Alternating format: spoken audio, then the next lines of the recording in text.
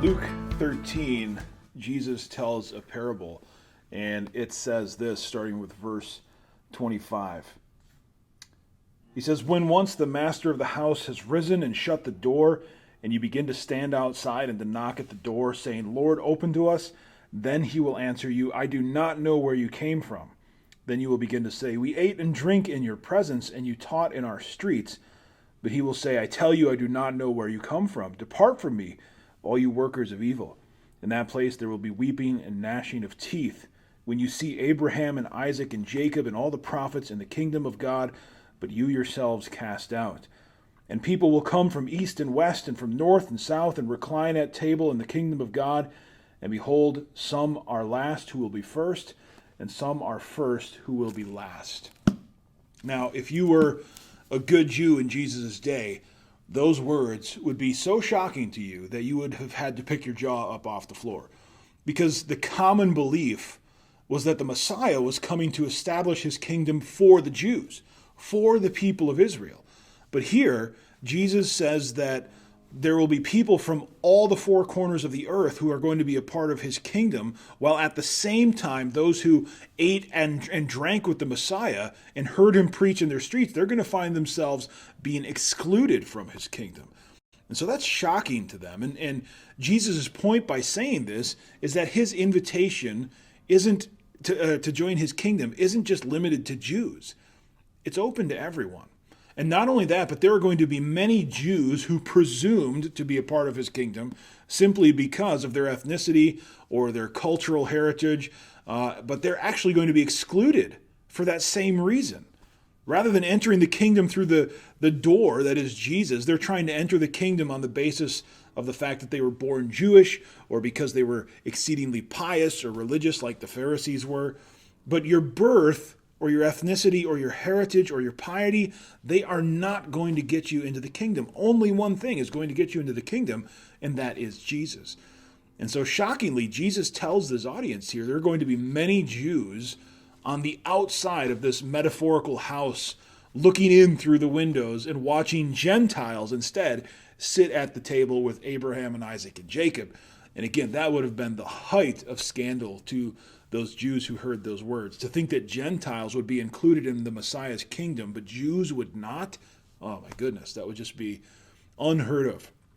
But the point that Jesus is making here is that the invitation to come into his kingdom, it's a broad invitation, right? It's going out to all people. All people are welcome to come in to Jesus' kingdom, except those who would presume to enter that kingdom based on their heritage or their religious works. They need to check themselves. And so in Jesus' day, that meant that the Jews needed to check their Jewish privilege, if you will, at the door. But put all that aside and examine yourself then to see if you're trying to get into the kingdom by Jesus or by your ethnicity or your religious practices. Because even though they thought they knew the Messiah didn't know them. And this is why Jesus says the owner of the house is going to say to those people outside, he says, "I don't know who you are. Depart from me, you workers of evil." So think of it like this. This is how I like to think of it. Imagine I went to the White House and I insisted on meeting with the president, right? And I would tell the security when I get up to the front door, I'd say, "It's okay. I know the president. I see him on TV all the time. I've listened to his speeches. So I need to see the president." Are they going to let me in? Of course they aren't. Because just because I say that I know the president and I've seen him on TV, it doesn't mean that I actually know him. But then as they're escorting me off the White House property, the president comes out and says, "Hey, wait just a minute. It's okay. I know him. I know who Joel is," right? And then all of a sudden things are different, aren't they? See, it doesn't matter if I know the president. What matters is if the president knows me. And the same thing is true about Jesus. And in Jesus' day, many Jews presumed to know the Messiah, but the Messiah didn't know them. And that's a shocking reality because by all accounts, the Jews, especially those pious Jews like the Pharisees, they were considered shoo-ins to be citizens in the kingdom of God. And man, if that's true of them, how much more could it be true of us? Because in our day, a parable like this that Jesus tells in Luke 13 is a great opportunity for us to look at ourselves and to ask whether we might be the ones that Jesus says will be left out. Because we're not Christians just because we're raised in a church, right? Or because we come from a Christian family, or because we come to church at all, right? It has nothing to do with that. Or even because we tell other people that, yes, I am a Christian, that doesn't make you a Christian. I remember I heard one preacher say one time that there was a church in a village in Scotland, and there were about 800 people in the church, 800 members of the church. And every week they would have their service and about 35 people would show up. Now that church had 2 communion services every year, and according to their bylaws, in order to keep your name on the membership rolls of the church, you had to attend both communion services every year, or you would be dropped as a member. To stay as a member of this church, you had to come to those communion services.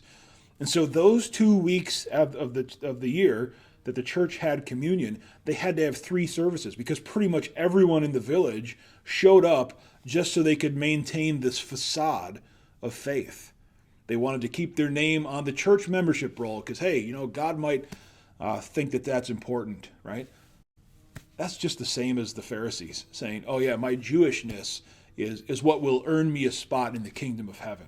That's the exact same thing as the people at this church in Scotland saying, I have to be at communion those 2 times a year. That's what's going to earn me my spot in heaven. No, folks, those are people that the Messiah doesn't know. They might know Jesus, but Jesus doesn't know them. So don't presume to be in the kingdom. That's what this parable is warning you about. Don't presume to be in the kingdom because you might actually be on the outside looking in. And so the warning or the caution from this parable is could that be true of you? Could that be your story? And you don't even realize it. Is God at work in your life?